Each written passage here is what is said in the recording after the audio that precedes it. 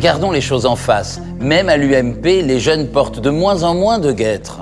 La basket est devenue l'uniforme de masse. Alors, comment se singulariser dans cet océan de conformisme ?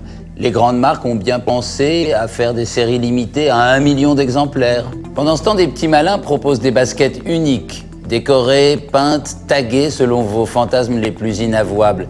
Et ça fait un nouveau métier, peintre en basket. Depuis qu'on sait que les baskets ne servent plus à courir, mais à se distinguer de son voisin, tout le monde est obsédé par les détails. Pour se convaincre qu'on en a une plus belle paire que le voisin, c'est la solution ultime. Après les vintage, les séries limitées. Voici l'ère de la basket customisée. Mettre 150 € dans une paire de baskets customisées, ça me semble pas si cher que ça. C'est quasiment une œuvre d'art. Moi, ça me plaît beaucoup. Retenez bien ce mot, concept store. C'est dans ce genre de lieu entre galeries d'art et boutiques que se cachent les nouveaux papes du détail qui tuent, les customizers. Pour la plupart, venus du monde graffiti. Le concept store Kojo vend exclusivement les modèles de l'artiste Rob 39, la star montante du custom. C'est comme les œuvres d'art, c'est comme un peu comme le vin. À partir du moment où il y a une rareté. Si Mathieu, dans Rob 39, explose, et ben c'est des modèles qui vaudront 10 fois le prix qui ont été achetés en boutique. Mani Custom, autre chef de file de la customisation, collabore avec les grandes marques et expose. Ce tagger délaisse les murs et le vandalisme pour s'occuper d'innocentes paires de baskets. Il s'entend d'ailleurs de mieux en mieux avec la police. Pas mal de potes qui allaient en prison pour du graffiti et j'avais pas envie d'aller en prison genre pour une passion quoi, je trouvais ça.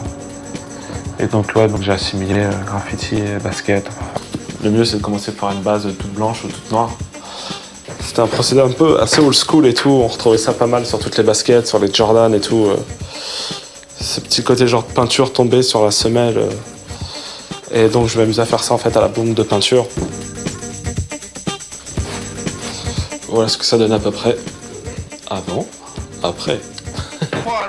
La customisation remonte aux années 80 à New York. Pendant 20 ans, les grandes marques ont ignoré le phénomène, omnibulé par le marketing de masse et les économies d'échelle. La customisation des baskets, c'est un peu un truc qui vient de la nécessité d'abord. C'est un truc qui est inventé par des gens pauvres surtout. Et ça vient de la nécessité de faire vivre une paire de baskets qu'on aime beaucoup et de lui donner une deuxième vie. Les pauvres ont toujours enrichi les riches et les grandes marques s'emparent maintenant de ce marché. Chacune à sa manière, elles sont sur le coup. Adidas vend son kit à customiser soi-même. Nike propose son service custom maison. Le résultat, la grande marque devient underground et chacun de nous devient son designer.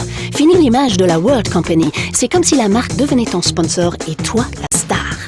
Alors les modèles ici au studio sont gris pour ne pas influencer le client. Pour que quand il arrive au studio, il ne dise pas « Ah bah je veux directement celle-ci ». Là en fait, on part d'une chaussure toute grise. C'est lui qui construit sa chaussure. Il choisit vraiment toutes les étapes, toutes les couleurs.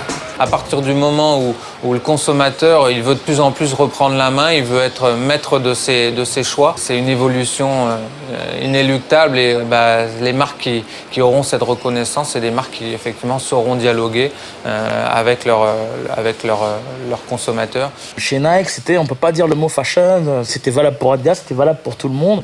Il y a encore 10 ans, c'était une considération marketing qu'on ne pouvait pas encourager. C'est un peu la demande qui a généré l'offre. Désormais, vous pourrez dire à vos parents qu'il y a des débouchés à la carrière de graffiteur. Qu'un jour, peut-être, conte de fées, une grande marque viendra vous chercher au commissariat pour vous faire plancher sur des séries limitées qui s'arracheront à Tokyo. Adidas a ainsi confié les classiques de la marque à une pléthore d'artistes. Manu Custom a même déjà son site de vente. Les prix d'une paire graffée main oscillent entre 300 et 400 €. On a vu flamber des paires customisées jusqu'à 2000 €, l'équivalent de 200 paires de tongs.